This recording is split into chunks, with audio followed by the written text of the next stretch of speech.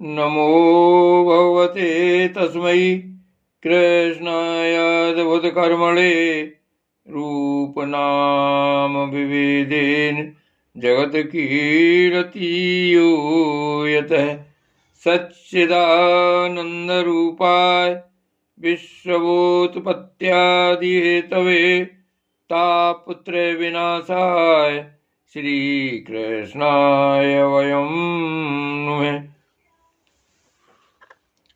श्रीमद्भागवत महापुराण तृतीय स्कंध 29वां अध्याय भक्ति का मर्म और काल की महिमा। देवहूति ने पूछा, प्रभु, प्रकृति, पुरुष और मैं तत्वादि का जैसा लक्षण सांख्य शास्त्र में कहा गया है तथा जिसके द्वारा उनका वास्तविक स्वरूप अलग अलग जाना जाता है और भक्ति योग को ही जिसका प्रयोजन कहा गया है वह आपने मुझे बताया।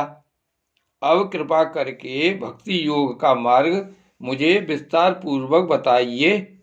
इसके सिवा जीवों की जन्म मरण रूपा अनेक प्रकार की गतियों का भी वर्णन कीजिए, जिनके सुनने से जीव को सब प्रकार की वस्तुओं से वैराग होता है, जिसके भय से लोग शुभ कर्मों में प्रवृत्त होते हैं और जो ब्रह्मादिक का भी शासन करने वाला है, उस सर्व समर्थ काल का स्वरूप भी आप मुझसे कहिए। ज्ञान दृष्टि के लुप्त हो जाने के कारण देहादि मिथ्या वस्तुओं में जिन्हें आत्माभिमान हो गया है तथा बुद्धि के कर्मासक्त रहने के कारण अत्यंत श्रमिक होकर जो चिरकाल से अपार अंधकार में संसार में सोए पड़े हैं, उन्हें जगाने के लिए आप योग प्रकाशक सूर्य ही प्रकट हुए हैं। श्री मैत्रेय जी कहते हैं, कुरुश्रेष्ठ विदुर जी, माता के ये मनोहर वचन सुनकर महामुनि कपिल जी ने उनकी प्रशंसा की और जीवों के प्रति दया से द्रवीभूत हो बड़ी प्रसन्नता के साथ उनसे इस प्रकार बोले। श्री भगवान ने कहा, माताजी, साधकों के भाव के अनुसार भक्ति योग का अनेक प्रकार से प्रकाश होता है, क्योंकि स्वभाव और गुणों के भेद से मनुष्यों के भाव में भी विभिन्नता आ जाती है। जो भेददर्शी क्रोधी पुरुष हृदय में हिंसा, दंभ अथवा मात्सर्य का भाव रखकर मुझसे प्रेम करता है, वह मेरा तामस भक्त है। जो पुरुष विषय, यश और ऐश्वर्य की कामना से प्रतिमादि में मेरा भेदभाव से पूजन करता है, वह राजस भक्त है। जो व्यक्ति पापों का क्षय करने के लिए परमात्मा को अर्पण करने के लिए और पूजन करना कर्तव्य है, इस बुद्धि से मेरा भेदभाव से पूजन करता है, वह सात्विक भक्त है।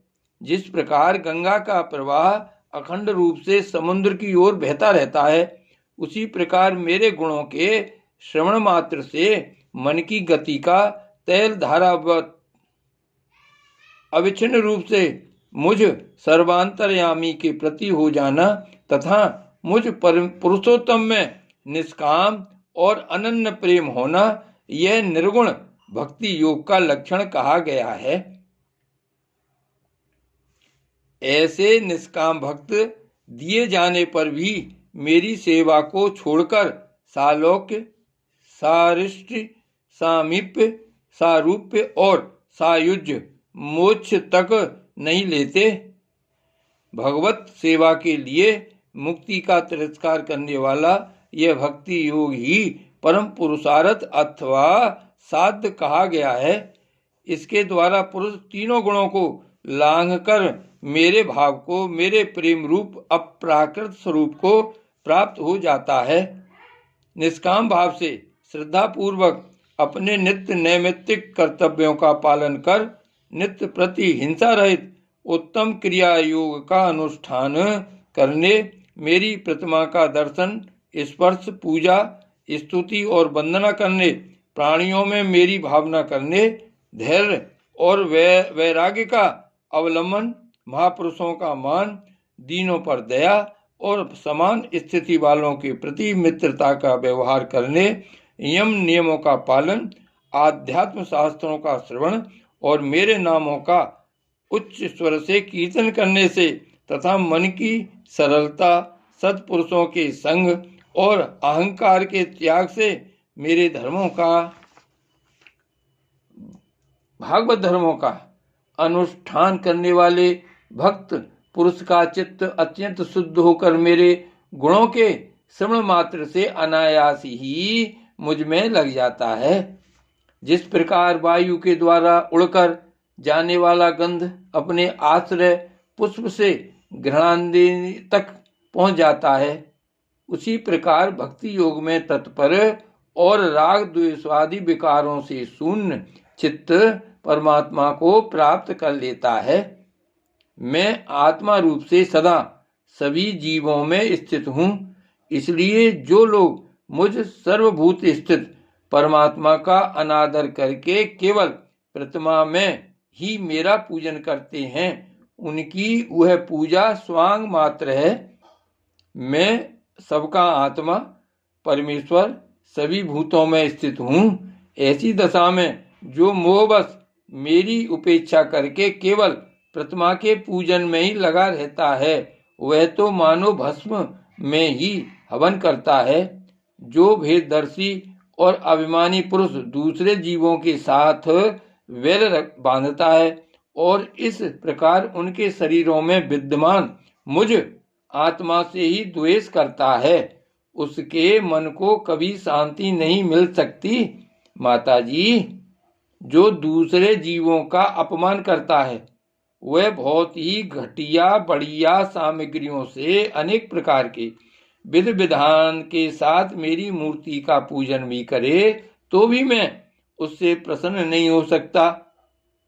मनुष्य अपने धर्म का अनुष्ठान करता हुआ तब तक मुझ ईश्वर की प्रतिमा आदि में पूजा करता रहे, जब तक उसे अपने हृदय में एवं संपूर्ण प्राणियों में स्थित परमात्मा का अनुभव न हो जाए। जो व्यक्ति आत्मा और परमात्मा के बीच में थोड़ा सा भी अंतर करता है, उस भेददर्शी को मैं मृत्यु रूप से महान भय उपस्थित करता हूँ। अतः संपूर्ण प्राणियों के भीतर घर बनाकर उन प्राणियों के ही रूप में स्थित मुझ परमात्मा का यथा योग्य दान, मान, मित्रता के व्यवहार तथा समदृष्टि के द्वारा पूजन करना चाहिए। माताजी, पाषाणादि अचेतनों की अपेक्षा वृक्षादि जीव श्रेष्ठ हैं। उनसे सांस लेने वाले प्राणी श्रेष्ठ हैं। उनमें भी मन वाले प्राणी उत्तम और उनसे इंद्रिय की वृत्तियों से युक्त प्राणी श्रेष्ठ हैं। सेंद्रिय प्राणियों में भी केवल स्पर्श का अनुभव करने वालों की अपेक्षा रस का ग्रहण कर सकने वाले मत्स्य आदि उत्कृष्ट हैं तथा रस वेदताओं की अपेक्षा गंध का अनुभव करने वाले भ्रमर आदि और गंध का ग्रहण करने वालों से भी शब्द का ग्रहण करने वाले सर्पादि श्रेष्ठ हैं। उनसे भी रूप का अनुभव करने वाले काकादि उत्तम हैं और उनकी अपेक्षा जिनके ऊपर नीचे दोनों ओर दांत होते हैं वे जीव श्रेष्ठ हैं। उनमें भी बिना पैर वालों से बहुत से चरणों वाले श्रेष्ठ हैं तथा बहुत चरण वालों से 4 चरण वाले और 4 चरण वालों से भी 2 चरण वाले मनुष्य श्रेष्ठ हैं। मनुष्यों में भी 4 वर्ण श्रेष्ठ हैं। उनमें भी ब्राह्मण श्रेष्ठ है। ब्राह्मणों में वेद को जानने वाला उत्तम है और वेदज्ञों में भी वेद का तात्पर्य जानने वाले श्रेष्ठ हैं। तात्पर्य जानने वालों से संशय निवारण करने वाले, उनसे भी अपने वर्णाश्रमोचित धर्म का पालन करने वाले तथा उनसे भी आसक्ति का त्याग और अपने धर्म का निष्काम भाव से आचरण करने वाले श्रेष्ठ हैं। उनकी अपेक्षा भी जो लोग अपने संपूर्ण कर्म उनके फल तथा अपने शरीर को भी मुझे ही अर्पण करके भेदभाव छोड़कर मेरी उपासना करते हैं, वे श्रेष्ठ हैं। इस प्रकार मुझे ही चित्त और कर्म समर्पण करने वाले अकर्ता और समदर्शी पुरुष से बढ़कर मुझे कोई अन्य प्राणी नहीं दिखता। अतः ये मानकर कि जीव रूप अपने अंश से साक्षात भगवान ही सब में अनुगत हैं, इन समस्त प्राणियों को बड़े आदर के साथ मन से प्रणाम करे। माताजी, इस प्रकार मैंने तुम्हारे लिए भक्ति योग और अष्टांग योग का वर्णन किया। इनमें से एक का भी साधन करने से जीव परम पुरुष भगवान को प्राप्त कर सकता है। भगवान परमात्मा परब्रह्म का अद्भुत प्रभाव संपन्न तथा जागतिक पदार्थों के नानाविध वैचित्र्य का हेतुभूत स्वरूप विशेष ही काल नाम से विख्यात है। प्रकृति और पुरुष इसी के रूप हैं तथा इनसे यह पृथक भी है। नाना प्रकार के कर्मों का मूल अदृष्ट भी यही है तथा इसी से मैं तत्वादि के अभिमानी भेददर्शी प्राणियों को सदा भय लगा रहता है, जो सबका आश्रय होने के कारण समस्त प्राणियों में अनुप्रविष्ट होकर भूतों द्वारा ही उनका संहार करता है। वह जगत का शासन करने वाले ब्रह्मादि का भी प्रभु भगवान काल ही यज्ञों का फल देने वाला विष्णु है। इसका न तो कोई मित्र है, न कोई शत्रु और न तो कोई सगा संबंधी ही है। यह सर्वदा सजग रहता है और अपने स्वरूपभूत श्री भगवान को भूलकर भोग रूप प्रमाद में पड़े हुए प्राणियों पर आक्रमण करके उनका संहार करता है। इसी के भय से वायु चलता है, इसी के भय से सूर्य तपता है, इसी के भय से इंद्र वर्षा करते हैं और इसी के भय से तारे चमकते हैं। इसी से भयभीत होकर औषधियों के सहित लताएं और सारी वनस्पतियां समय समय पर फल फूल धारण करती हैं।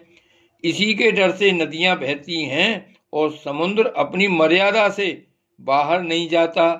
इसी के भय से अग्नि प्रज्वलित होती है और पर्वतों के सहित पृथ्वी जल में नहीं डूबती। इसी के शासन से यह आकाश जीवित प्राणियों को श्वास प्रश्वास के लिए अवकाश देता है और महतत्व अहंकार रूप शरीर का 7 आवरणों से युक्त ब्रह्मांड के रूप में विस्तार करता है। इस काल के ही भय से सत्वादि गुणों के नियामक विष्णु आदि देवगण, जिनके अधीन यह सारा चराचर जगत है, अपने जगत रचना आदि कार्यों में युग क्रम से तत्पर रहते हैं। यह अविनाशी काल स्वयं अनादि किंतु दूसरों का आदि करता उत्पादक है तथा स्वयं अनंत होकर भी दूसरों का अंत करने वाला है। यह पिता से पुत्र की उत्पत्ति कराता हुआ सारे जगत की रचना करता है और अपनी संहार शक्ति मृत्यु के द्वारा यमराज को भी मरवाकर इसका अंत कर देता है। श्री भागवत भगवान की जय। श्री गोवर्धननाथ की जय। श्याम स्वरूप श्री यमुने महारानी की जय। श्री वल्लभाधीश की जय। श्री गोकुलनाथ की जय। जय जय श्री गोकुलेश, जय जय श्री गोकुलेश, जय जय श्री गोकुलेश।